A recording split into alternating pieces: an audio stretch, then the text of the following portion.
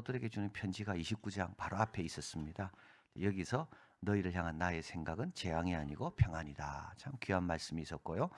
그리고 이제 오늘 본문과 31장 다음에 32장에 보면 예레미야에게 아나돗을 사라. 이제 그 회복의 이제 상징을 주님께서 이제 시키시는 것이 나오게 됩니다. 그래서 오늘 요 30장, 31장은 그 사이에 있는 위로의 책이다. 이렇게 사람들이 말합니다. 그래서 이제 너를 향한 나의 생각은 평안이다 그랬는데 이제 그 하나님 생각이 어떤 것인지 그 위로의 책 그것이 이제 30장, 31장이고요. 이제 32장에 가면 그 회복의 이제 증표로서 이제 예레미야에게 아나돗 땅을 사라. 이제 그게 32장에 나오게 됩니다. 이전에 보면 이스라엘 하나님 여호와께서 이와 같이 일러 가라사대 내가 내게 이른 모든 말을 책에 기록해라. 여러분 기록은 예레미야보다 멀리 가고 오래 남습니다. 예레미야는 이제 죽잖아요. 예레미야서는 오늘 남아 있잖아요. 여러분 잘 기록하시길 바랍니다. 기록을 많이 남기시고요. 예, 나는 없지만 편지는 가거든요. 사도 바울은 로마에 못 갔지만 아직까지 편지는 로마로 가거든요. 그래서 하나님께서 이 포로들에게 편지를 보내라 그러고 그리고 또 어떻게 됩니까? 또 이 글을 남겨라. 그래서 네가 없더라도 이 글이 하나님의 어떤 분인지를 알게 할 것이고 네가 못 가는 그곳이라 할지라도 너는 몸이 제한되어 있지만 그러나 이 글은 너보다 훨씬 멀리 오랫동안 갈 수가 있다. 그래서 이제 글을 남기라 말씀합니다. 그리고 이제 나 여호와가 말하노라 내가 내 백성 이스라엘과 유다 포로 여전히 포로지만 우리 하나님이 이들을 내 백성이라고 부르고 계십니다. 포로 신세입니다. 이스라엘은 멸망하고 없습니다. 근데도 하나님은 이스라엘 그 흩어진 이스라엘 그리고 유다 포로들 다 내 백성이다. 여전히 하나님은 한번 하나님의 백성인 사람은 영원히 하나님의 이제 백성이다. 이렇게 하나님께서 부르고 계십니다. 그리고 열주에게 준 땅으로 그 아브라함에게 약속하신 그 땅으로 이스라엘 백성이 가나안을 향해 갈 때 40년 동안 어떤 마음으로 갔습니까? 바로 그 땅으로 내가 다시 돌아오게 할 것이다. 주님께서 말씀합니다. 5절에 보면 여호와께서 이같이 말씀하실 때 우리가 떨리는 소리를 들으니 이거 이제 패닉입니다. 너무 놀라가지고 뭐 어쩔 줄을 몰라 하는 이제 그런 소리입니다. 두려우며 평안이 아니었고 이제 이 어려움을 당한 거죠. 너희는 자식을 해산한 남자가 있는가 물어보라. 남자마다 해산한 여인같이 손으로 각기 허리를 잡고 너무 놀라 설 수가 없어가지고 허리를 붙드는 거죠. 그래서 요거는 마치 해산하는 여인 같은 모습이었다는 겁니다. 그 얼굴이 창백해졌다는 거죠. 어떻게 이런 일이 있는가? 남자들에게 이건 여성들이 해산할 때 나타나는 그런 모습인데 이런 모습들이 남자들에게도 있다는 거예요. 너무 무서워서 이제 그렇다는 겁니다. 슬프다 이 날이요. 비할 데 없이 크다. 너무 무서운 날입니다. 그런데 여러분 그가 이에서 구하여 냄을 얻으리라. 하나님은 비할 데 없는 두려움, 어려움에서도 얼마든지 건지시는 분이다. 이걸 기록해라. 말씀한 거죠. 자, 그리고 만군의 여호와가 말하노라 그날에 내가 내 목에서 그 멍에를 꺾어버리며 내 줄을 끊으리니 이방인이 다시 너를 부리지 못할 것이며 이 남이 부린다는 삶이라는 게 부림받는 삶이 얼마나 이게 힘든 삶입니까? 어디 있어야 되고 뭘 해야 될지 다 자유가 없는 늘 이 멍에 속에서 살 수밖에 없는 이 정말 죄의 멍에 속에 살 수밖에 없는 근데 우리 하나님께서 다 끊어버릴 것이고 그러나 너희 하나님 나 여호와를 너희는 섬길 것이고 내가 너희를 위하여 일으킬 너희 왕 다윗을 섬기게 될 것이다. 그러므로 나 여호와가 말하노라 내 종 야곱아 두려워하지 말고 이스라엘에 놀라지 말고 내가 너를 원방에서 아무리 멀리 가 있어도 구원하여 내고 내 자손을 포로의 땅에서 구원하여 내리니 야곱에 돌아와서 태평과 안락을 얻을 것이니 너를 두렵게 할 자가 없으리로다. 자, 그래서 여러분 구원이 있고요. 그 다음에는 뭐가 있어야 됩니까? 충성스러운 섬김이 있어야 됩니다. 그 다음에 태평과 안락이 있는 겁니다. 여러분 구원 전에는 뭐가 있을까요? 회개가 있는 거죠. 순서가 그렇습니다. 바벨론 포로로 끌려와서 거기서 어떻게 됩니까? 회당을 만들고 성경을 기록하고 철저하게 반성하고 그 반성의 기록물이 뭐냐면 열왕기 상하입니다. 왜 우리가 망했을까? 왜 우리 왕들은 하나님 법대로 안 했을까? 그 반성의 결과물이 사무엘 상하입니다. 여호수아서입니다. 우리는 왜 그랬을까? 모세오경입니다. 하나님이 이렇게 계명을 주셨는데 우리는 왜 그걸 어겼을까? 반성. 그 다음에는 때가 되니까 구원. 이 구원은 기약대로 약속하신 대로 하나님께서 다 이루시. 아무리 어려워도 하나님 약속의 때가 되면 딱 구원, 무덤이 열리는 거죠. 그 다음에 어떻게 구원받은 사람 어떻게 살아야 됩니까? 섬겨야 돼요. 이제 여기서 이제 넘어지는 거예요. 그러니까 가나안 땅에 들어가서 부패하는 거 아닙니까? 광야에서는 가나안 땅 바라보고 갔는데 가나안 땅 가서 부패하고 넘어지고 에덴 동산에서 넘어지는 거고. 여러분, 그래서 우리가 이 평안할 때 더 위험한 거예요, 사실은. 기도 제목 있을 때는 잘 엎드립니다. 저절로 됩니다. 그러나 평안해지면 어떻게 됩니까? 예, 육신이 살아나고, 예, 방황하게 되고, 사소한 곳에 신경 쓰게 되고. 자, 그런데 이때 충성을 보여야 됩니다. 이때 충성을 보이는 겁니다. 이때 주님 앞에 내 감사, 내 은혜를, 나에게 주신 은혜를 나는 제대로 갚습니다. 이걸 이때 보여야 돼요. 그럼 어떻게 됩니까? 태평하고 안락합니다. 두렵게 할 죄가 없습니다. 하나님 지켜주시는 거예요. 하나님께서 지도할 게 별로 없어요. 왜냐하면 알아서 잘하니까. 자, 11절. 그러나 내가 공도로 너를 징책할 것이요. 그렇다고 하나님 법이 없는 거 아닙니다. 늘 공도라는 것은 합법적인 수단, 정당한 수단도 우리를 늘 하나님 지도하십니다. 그래서 우리는 하나님 말씀 가운데 늘 거해야 되는 거죠. 그리고 무지한 자로 여기지 않는다. 늘 우리는 죄를 조심해야 된다. 주님 품에 갈 때까지 그것을 말씀합니다. 그리고 나서 또 말씀하죠. 나 여호와가 말하노라. 내 상처는 고칠 수 없고 내 창상은 중하도다. 내 송사를 표현할 자가 없고 내 상처는 싸맬 약이 없도다. 괜찮습니다. 우리 하나님께서 고쳐주십니다. 여러분, 소망을 가지시길 바래요. 소망은 근육과 같아요. 자꾸 써야 돼요. 여러분, 소망은 사랑도 누가 잘합니까? 사랑하는 사람이 사랑 잘하지요. 사랑하지 않는 사람은 사랑 못합니다. 믿음도 자꾸 믿음으로 사는 사람이 믿음이 되는 거지, 믿음을 사용하지 않는 사람은 믿음이 안 생깁니다. 모든 게 그렇습니다. 소망 그렇습니다. 소망.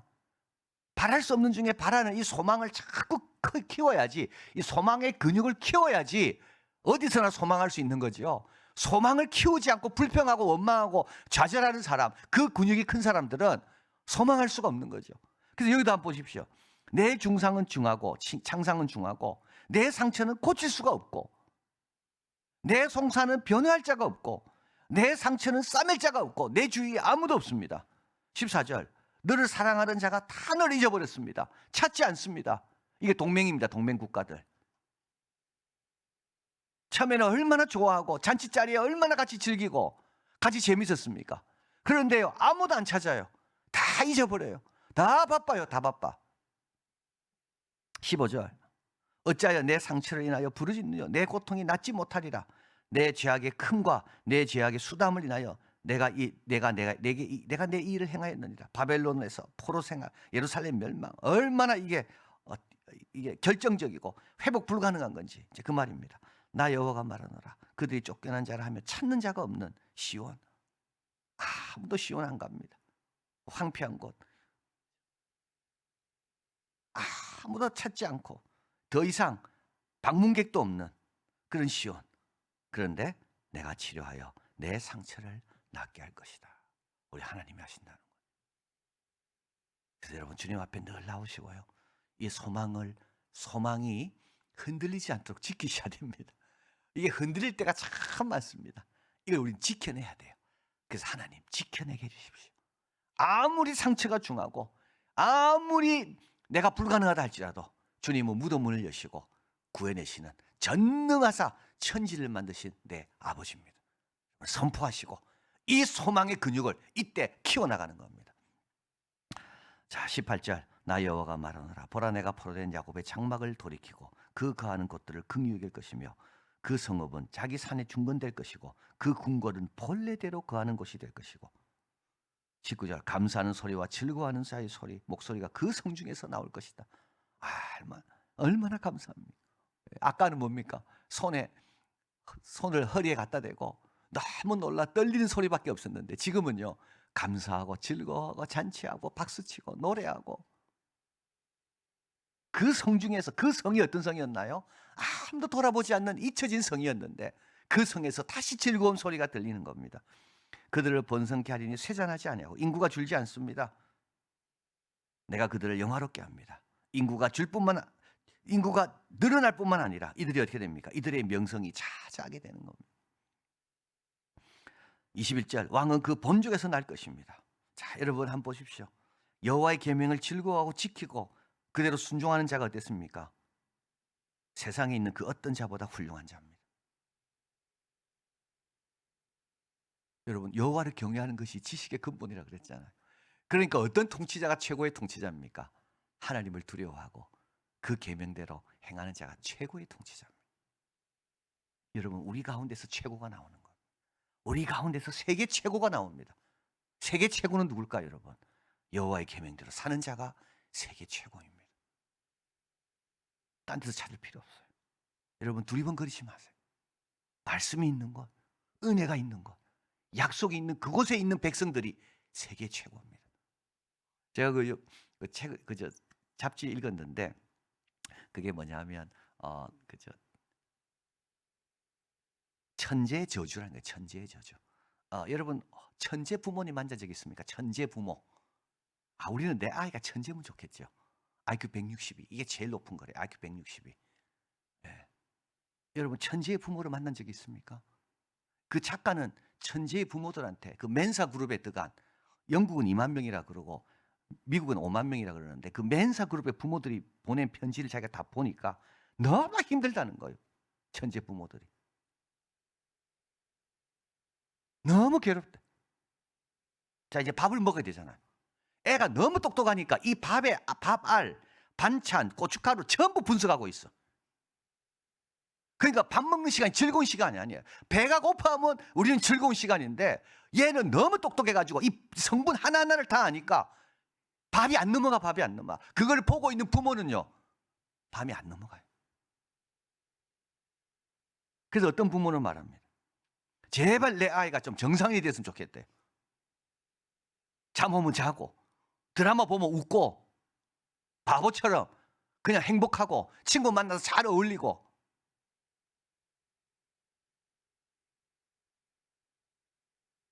제가 그걸 읽으면서